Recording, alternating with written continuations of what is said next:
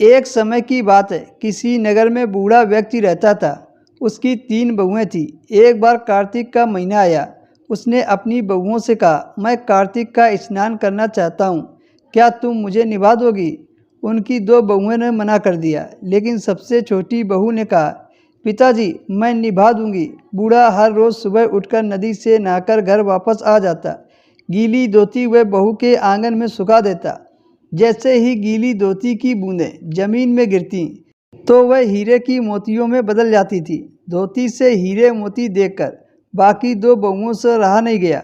वो बोली, हम भी बूढ़े को अपने यहाँ नहाने को बोलते हैं। उन्होंने कहा, पिताजी आप कल से हमारे यहाँ कार्तिक नहा लेना। बूढ़ों ने कहा, ठीक है, मुझे तो नहाना ही है, मैं तुम्हारे यहाँ नहा लूँगा।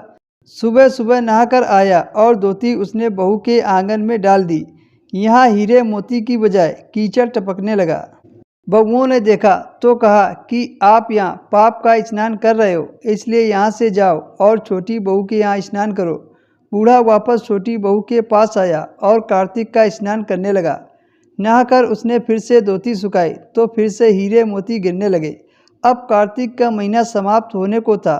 बूढ़ा चिंता में पड़ गया तो छोटी बहू ने इसका कारण पूछा। उसने कहा कि कार्तिक स्नान समाप्त होने को है और मेरा मन कर रहा है कि मैं सारे परिवार को एक दिन खाने का न्योता दूं। छोटी बहू ने कहा, पिताजी इसमें चिंता की क्या बात है, आप सभी को बुला लेना, मैं खाना बना दूंगी। बूढ़ा सभी को निमंत्रण देने गया तो बाकी की बहुओं ने कहा कि जब तक ये घर में रहेगी हम खाने पर नहीं आएंगे। बूढ़ा फिर से चिंता में घिर गया कि ऐसा कैसे होगा और सूखने लगा। बूढ़े को सूखता देखकर छोटी बहू ने कहा कि पिताजी क्या बात है। बूढ़े ने 2 बड़ी बहुओं की बात छोटी बहू को बता दी, जिसे सुनकर वह बोली, ठीक है पिताजी, मैं खाना बनाकर रख दूंगी। और उसने वैसा ही किया। खाना बनाकर रख दिया और अपने लिए खाना लेकर खेत पर चली गई। इधर बाकी 2 बहुओं ने खाना खा लिया, लेकिन जाने से पहले बाकी के बचे हुए खाने में उसने कंकड़ पत्थर डाल दिए और कहने लगी, छोटी बहू आएगी तो परेशान होगी। सबके खाने के बाद वो घर आई तो बूढ़ा फिर से उदास था। उसने फिर से उदासी का कारण पूछा तो बूढ़ा बोला, तेरी जेठानी बाकी के बचे खाने में कंकड़ पत्थर डालकर गई हैं। बहू ने कहा, कोई बात नहीं पिताजी, मैं तो अपने लिए 2 रोटी और बना लूँगी।